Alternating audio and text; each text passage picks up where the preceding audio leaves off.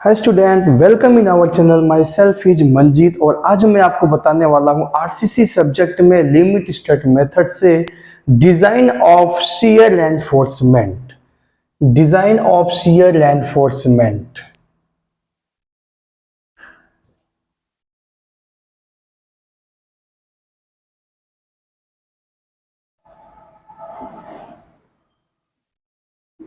ये singly beam के लिए है।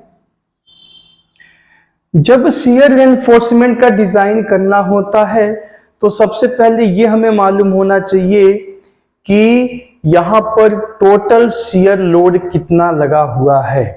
टोटल शियर लोड कितना लगा हुआ है, तो जो आपका टोटल लोड वहां पर क्वेश्चन में दिया गया होगा उस क्वेश्चन के बेसिस पे हम निकालेंगे टोटल शियर लोड। वही आपका होता है शियर लोड। और इसके लिए हम जो स्टेप अप्लाई करेंगे वो क्या होता है, सबसे पहले हम निकालेंगे शियर लोड। किसके बेसिस पे? टोटल लोड जो लगा हुआ है। तो इसके मैं स्टेप लिखूंगा और स्टेप बाय स्टेप आपको जो है समझना है। शियर लोड,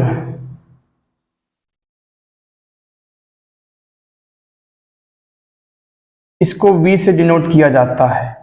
यहां पर देखिए दो टाइप के लोड दे सकता है क्वेश्चन में, या तो कंसंट्रेटेड लोड यानी पॉइंट लोड होगा या फिर यूडियल होगा। और ये दोनों बीम के लिए मैं आपको बता रहा हूं इसका फॉर्मूला जो शियर लोड निकालने का है। कैंटिलीवर बीम भी हो सकता है और सिंपली सपोर्टेड बीम भी हो सकता है। यदि मान लीजिए सिंपली सपोर्टेड बीम और पॉइंट लोड दे दिया जाए तो इसका फॉर्मूला होता है W/2। Simply supported beam, SB का मतलब सिंपली सपोर्टेड बीम और PL का मतलब होता है पॉइंट लोड। अगर मान लीजिए इसी सिंपली सपोर्टेड बीम पर यूडीएल दे दिया जाए तो WL/2 हो जाएगा। यह simply supported beam plus UDL के लिए। अगर मान लीजिए कैंटिलीवर बीम दे दिया और पॉइंट लोड दे दिया तो W के बराबर हो जाएगा cantilever beam plus point load के लिए हम W यूज करेंगे और WL हो जाएगा कैंटिलीवर बीम प्लस यूडीएल। ठीक है, इस फॉर्मूले से हम निकालेंगे टोटल शियर लोड। और शियर लोड के बाद हम निकालते हैं shear load due to factored load. Shear load due to factored load,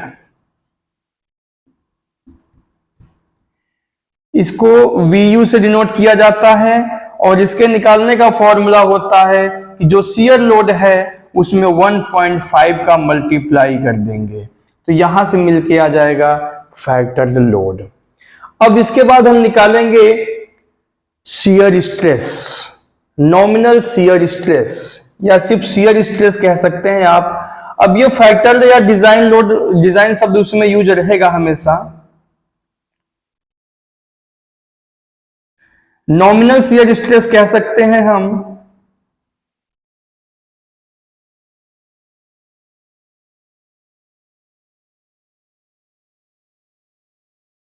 इसको टाउ वी से डिनोट किया जाता है। टाउ वी सिंबल पे आप ध्यान देंगे, टाउ वी का फॉर्मूला होता है VU/BD।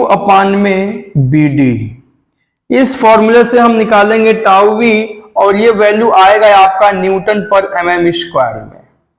ठीक है, इसका फॉर्मूला है VU/BD। इसके बाद हम क्या काम करेंगे, निकालेंगे percentage of steel. Percentage of steel, इसको P से डिनोट किया जाता है और इसका फॉर्मूला होता है AST/BD इंटू 100%। ठीक है, P का मान हम यहां से निकाल लेंगे। अब हम क्या काम करेंगे, इस जो परसेंटेज ऑफ स्टील आया हुआ है और कंक्रीट की ग्रेड दी गई होगी, कंक्रीट की ग्रेड और परसेंटेज ऑफ स्टील के बेस पे IS कोड में एक टेबल दिया गया है जिससे हम वहां से टाउ सी का वैल्यू निकाल लेते हैं। टाउ सी का वैल्यू निकालेंगे, इसको कह सकते हैं design of shear stress. Design of shear stress tau C. On the basis of percentage of steel and grade of concrete, यानी दोनों के बेस पे हम निकालेंगे। कहां से वैल्यू लेंगे? ये फ्रॉम आईएस कोड से। आईएस कोड का जो टेबल दिया गया है वहां से हम इस वैल्यू को ले लेंगे। उसके बाद हम मैक्सिमम शियर स्ट्रेस निकालेंगे या मैक्सिमम परमिसिबल शियर स्ट्रेस निकालेंगे। मैक्सिमम परमिसिबल शियर स्ट्रेस ये होता है टाउ सी मैक्स। इसका भी वैल्यू हम कहां से लेंगे? फ्रॉम आईएस कोड टेबल से लेंगे। जो आईएस कोड में टेबल दिया गया है वहां से हम देख के लिख लेंगे। फाइनली हमें 3 वैल्यू चाहिए होता है।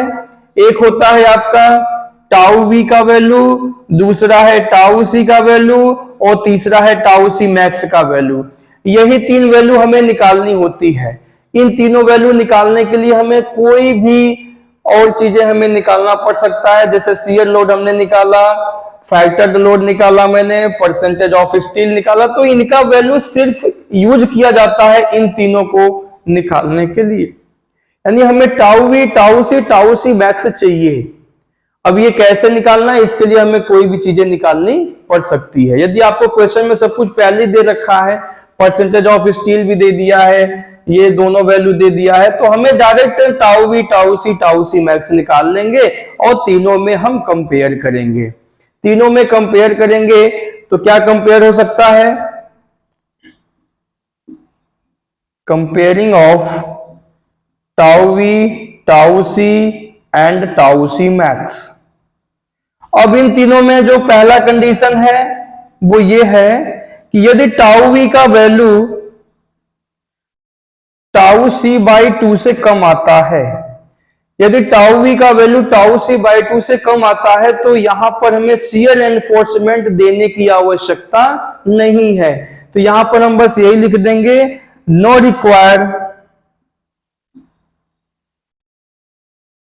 Required of shear enforcement.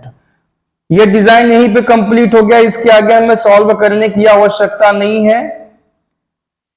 क्यों? क्योंकि जब यहां पर शियर एनफोर्समेंट की रिक्वायर ही नहीं है तो आगे हमें सॉल्व करने की आवश्यकता नहीं है।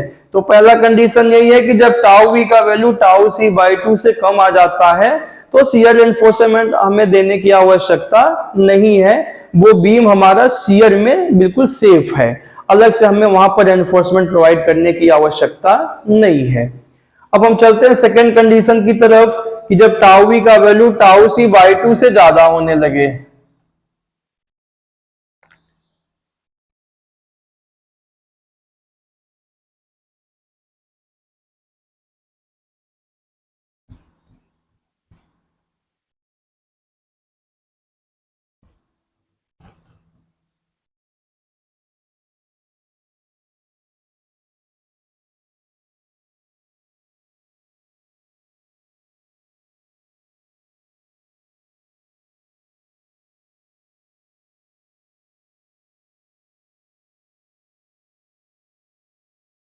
जब टाउ वी का वैल्यू टाउ सी बाई 2 और टाउ सी के बीच आता है तो इसका मतलब है अभी भी हमें यहां पर शियर एनफोर्समेंट देने की आवश्यकता नहीं है, बट मैक्सिमम स्पेसिंग पे मिनिमम शियर एनफोर्समेंट हमें प्रोवाइड करना चाहिए। तो हम कह सकते हैं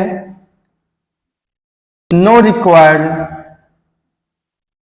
required of shear enforcement,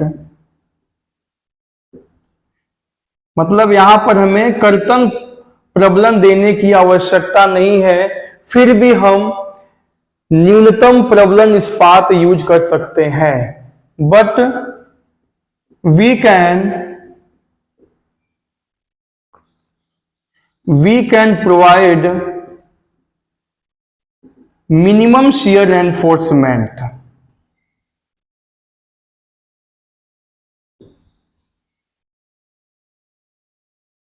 vertical stirrups के रूप में हम मिनिमम शियर एनफोर्समेंट प्रोवाइड करेंगे। यहां पर मैं हिंदी में भी लिख देता हूं, कर्तन प्रबलन की आवश्यकता नहीं है,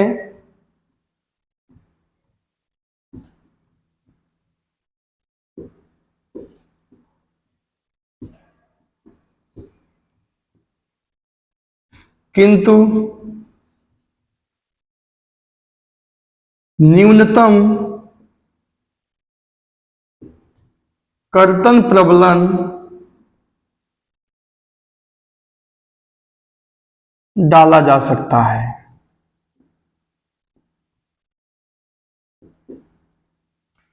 तो इसके लिए फॉर्मूला क्या है?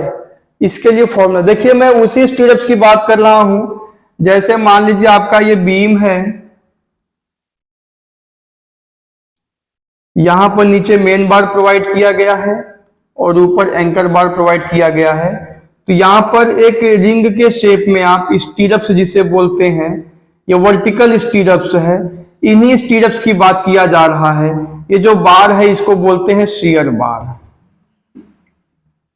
तो इनकी स्पेसिंग क्या होनी चाहिए? इनकी स्पेसिंग क्या होनी चाहिए? इसी शियर बार का हम डिजाइन कर रहे हैं। तो जब आपको यहां पर मिनिमम शियर एनफोर्समेंट प्रोवाइड करना है, तो मिनिमम शियर एनफोर्समेंट प्रोवाइड आप तभी कर सकते हैं जब इस स्टीरअप्स की स्पेसिंग ज्यादा रखेंगे। तो आप कह सकते हैं कि मैक्सिमम स्पेसिंग पर हमें यहां पर यूज करना होगा। मैक्सिमम स्पेसिंग का जब यूज करेंगे तो वहां पर मिनिमम शियर एनफोर्समेंट ही प्रोवाइड होगा। तो इसके लिए हम स्पेसिंग निकाल लेते हैं बस। तो इसके लिए स्पेसिंग का फॉर्मूला जो होता है 0.87 FY ASB अपान में 0.4 B। 0.87 FY ASB अपान में 0.4 B। यहां पर किसको क्या बोलते हैं वो मैं आपको बता दे रहा हूं। FY क्या है? FY को बोलते हैं characteristic strength of steel.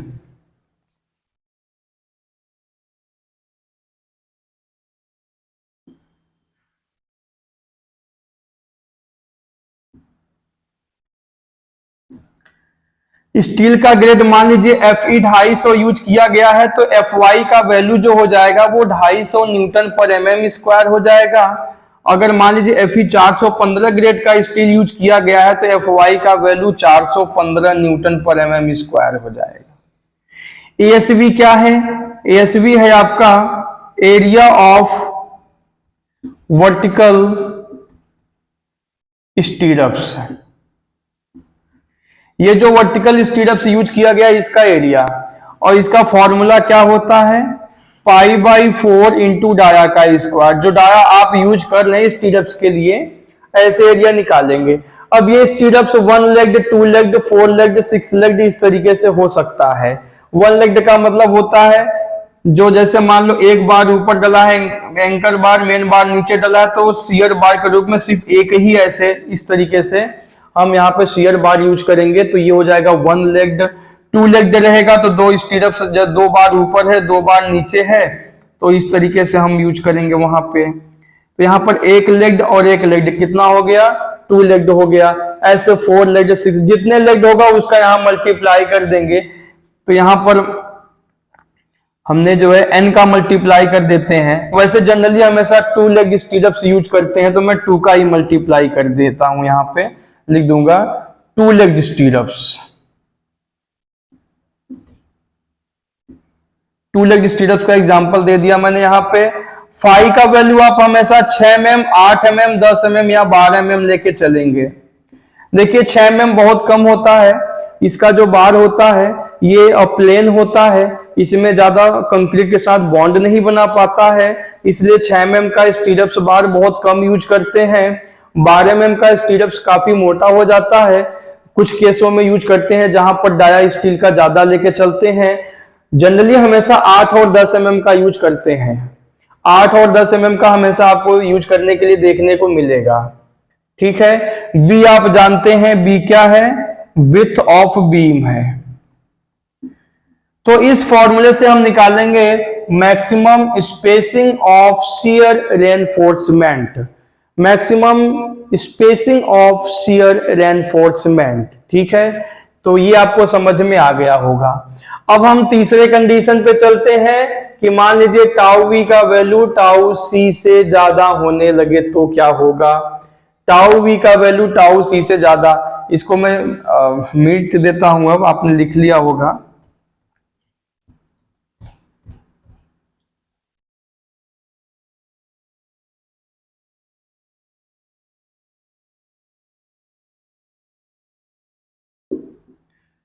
Tau we का वैल्यू टाउ सी से ज्यादा। अभी हमने टाउ सी मैक्स का कंपेयर नहीं किया, टाउ सी मैक्स का कंपेयर हम यहीं पे करेंगे कि टाउ वी का मान टाउ सी से ज्यादा है but less than tau C max, लेकिन टाउ सी मैक्स से कम होना चाहिए। तो यहां पर हमें शियर एनफोर्समेंट की आवश्यकता है, रिक्वायर्ड ऑफ शियर एनफोर्समेंट।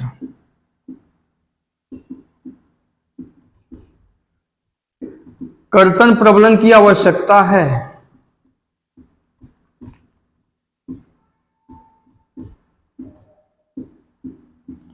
अब कर्तन प्रबलन कितने प्रकार से आप दे सकते हैं? एक तो वर्टिकल स्टीरअप्स के रूप में दे सकते हैं, एक सिर्फ बेंट अप बार के रूप में यूज कर सकते हैं। बेंट अप बार क्या होता है कि जो नीचे का मेन बार यूज किया गया है उसको 45 से लेकर 60 डिग्री तक ऊपर बेंट कर देते हैं, तो ये भी शियर एनफोर्समेंट कहलाता है।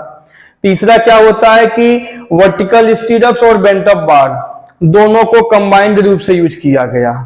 3 कंडीशन।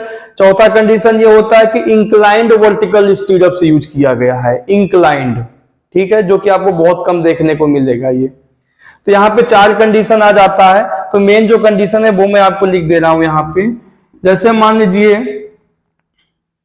इफ प्रोवाइड वर्टिकल स्टीरअप्स, जो मेन है वही मैं आपको बता दे रहा हूं, ठीक है। तो यहां पे जो स्पेसिंग लेके हम चलेंगे, स्पेसिंग एस बराबर ASV into D 0.87 FY ASV into D अपान में VS, ये फॉर्मूला हम यूज करेंगे। 0.87 FY ASV इंटू डी अपान में VS। FY के बारे में मैंने आपको बता दिया, ASV के बारे में भी मैंने आपको बता दिया कि FY आपका कैरेक्टरिस्टिक स्ट्रेंथ ऑफ स्टील है। ASV क्या है? ASV है area of two leg stirrups. Two leg stirrups या 4 लेग, जितना लेग होगा उसका मल्टीप्लाई कर लेंगे, बट ये समझिए कि ये वर्टिकल स्टीरअप्स का एरिया है। डी आपका इफेक्टिव डेप्थ ऑफ बीम है। VS को समझ लीजिए क्या होता है। VS कैसे निकालेंगे? V minus tau C B D. VS बराबर V minus tau C B D, ठीक है। तो यहां पर हम V नहीं लेके चलेंगे बल्कि क्या लेके चलेंगे? VU लेके चलेंगे, यानी shear load due to factor load. तो VU minus tau C B D. Tau C आपको पता है B ब्रेड्थ ऑफ बीम है, D effective depth of beam है, ठीक है। तो ये जो आपका मैंने यहां पर ये लिखा टाउ सी बी डी, ये टाउ सी बी डी क्या होता है? ये कंक्रीट का स्ट्रेंथ है। तो टोटल जो शियर लोड फैक्टर लोड लगा हुआ है उसमें से कंक्रीट का जो स्ट्रेंथ है उसको हम माइनस कर देंगे, तो ये वर्टिकल शियर स्टीरअप्स को जितना लोड बियर करना है वो यहाँ पे वैल्यू आ जाएगी, ठीक है। तो इस फॉर्मूले से हम क्या निकालेंगे? VS। यदि मान लीजिए आपने वर्टिकल स्टीरअप्स और बेंट अप बार दोनों यूज किया, if provide vertical stirrups plus bent up bar, ठीक है, तो क्या हो जाएगा? तो क्या हो जाएगा इसमें? स्पेसिंग S बराबर, यही फॉर्मूला होता है 0.87 FY ASV इंटू डी अपान में V कैपिटल S हमने लिख दिया। V कैपिटल S कैसे निकालेंगे वो आप देख लीजिए। V कैपिटल S बराबर VU minus tau C B D है आपका, इसी में से माइनस कर देते हैं जो बेंट अप बार है उसका स्ट्रेंथ, वो कितना शियर लोड को बियर करता है। तो इसका फॉर्मूला होता है 0.707 इंटू 0.87 FY इंटू ASV, ठीक है। इस फॉर्मूले से हम V कैपिटल S निकाल लेंगे और यहां पे वैल्यू रख देंगे, यानी कि आपको स्पेसिंग निकल गई। स्पेसिंग निकालने के मैंने कई फॉर्मूले आपको बता दिया, स्पेसिंग निकालने का मैंने आपको कई फॉर्मूले बता दिया। अब इसके बाद हम एक कुछ IS कोड का प्रपोजल है उसको देखेंगे। यहां सिर्फ स्पेसिंग निकालने से ही नहीं हो जाता है, इस स्पेसिंग निकालने के बाद हम क्या काम करेंगे, किसी न किसी कंडीशन से आपका स्पेसिंग निकल के आ जाएगा, किसी न किसी कंडीशन से आपका स्पेसिंग जो है निकल के आ जाता है।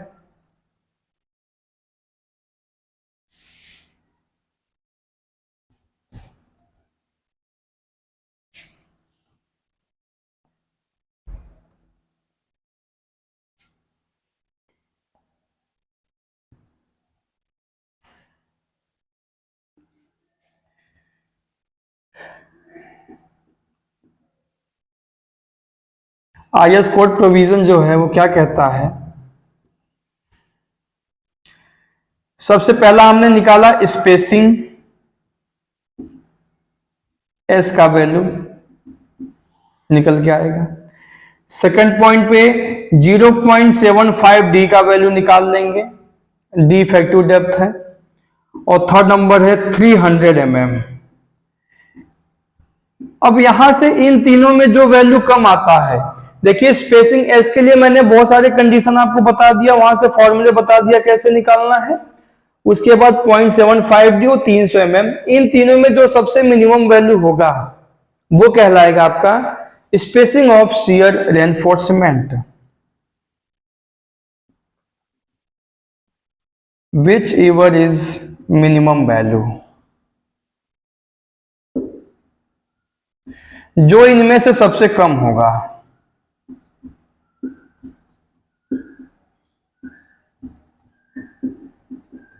वह स्पेसिंग कहलाएगा। ठीक है, तो ये था डिजाइन ऑफ शियर रेनफोर्समेंट। अब इसी में बॉन्ड चेक भी आपको मैं बता देता हूं, बॉन्ड चेक कैसे करते हैं। बॉन्ड चेक क्या होता है कि जो स्टील बार स्टील कंक्रीट के अंदर गया हुआ है तो क्या वो वहां पर सेफ है। सेफ का मतलब ये कि वो सही से बॉन्ड बना रहा है या नहीं, कहीं ऐसा तो नहीं है कि वहां पर लोड लगने से जो कंक्रीट में स्टील बार गया हुआ है और वो उस कंक्रीट से बाहर निकल करके आ जाएगा। अच्छी तरीके से बॉन्ड बनाया है कि नहीं, इसके लिए हम बॉन्ड चेक करते हैं। बॉन्ड चेक, बॉन्ड चेक यानी अभिलाग में जांच।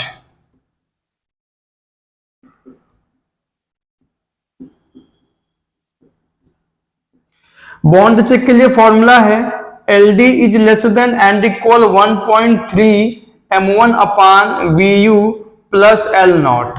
ये इक्वेशन है, ये इक्वेशन इसे सेटिस्फाई करता है तो हम कह देंगे कि जो स्टील बार है वो बॉन्ड में सेफ है। यानी LD का वैल्यू आप निकाल लेंगे अलग से और ये पूरा एक साथ सॉल्व कर लेंगे, फिर दोनों का कंपेयर करेंगे तो LD का वैल्यू या तो इसके बराबर आना चाहिए या इससे कम आना चाहिए। अब सबको देख लेते हैं कि इसको क्या बोलते हैं। LD होता है लेंथ ऑफ डेवलपमेंट,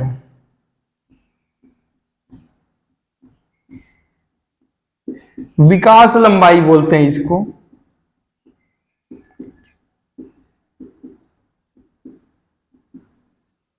इसका फॉर्मूला होता है 5 सिग्मा ST अपान 4 टाउ BD वर्किंग में होता है और यहां पर हो जाएगा 0.87 FY। 0.87 FY 0.87 FY इंटू 5 जो डाया है आपका। FY को आप जानते हैं, अभी मैंने आपको बता दिया कैरेक्टरिस्टिक स्ट्रेंथ ऑफ स्टील है। फाई क्या होता है, डाया ऑफ मेन बार, जो मेन बार का डाया है जो उसके अंदर जिसकी हम जांच कर रहे हैं, चेक कर रहे हैं, बॉन्ड चेक, उसका डाया है। टाउ BD क्या है, ये बॉन्ड स्ट्रेस है, इसका वैल्यू हमें IS कोड से देख के मिल जाएगा वहां पर। तो टाउ BD का वैल्यू कहां से मिलेगा हमें, ये फ्रॉम IS कोड टेबल से मिलेगा। ठीक है, M1 कैसे निकालेंगे। M1 के लिए आपका जो फॉर्मूला है 0.87 FY into ASV into XU sorry d minus 0.42 XU, 0.87 FY into ASV into d minus 0.42 XU। इस फॉर्मूले से M1 निकाल लेंगे। VU हमने आपको पहले ही बता दिया क्या है, ये शियर लोड है आपका, shear load due to factored load.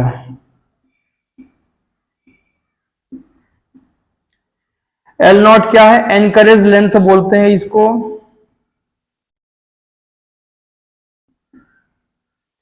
जिसका वैल्यू कैसे निकालते हैं, 12 फाई या D, इनमें जो मैक्सिमम होता है, which ever is maximum value.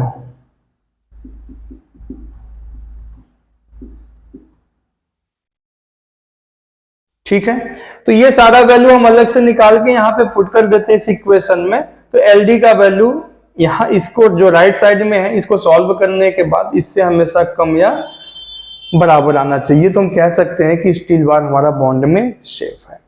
तो मैं समझता हूं आपको समझ में आ गया होगा, और आगे मैं न्यूमेरिकल लगाऊंगा एक दो क्वेश्चन, तो वहां से आपको कोई कंफ्यूजन है तो और अच्छे से क्लियर हो जाएगा। फिर मैं मिलता हूं न्यूमेरिकल के साथ।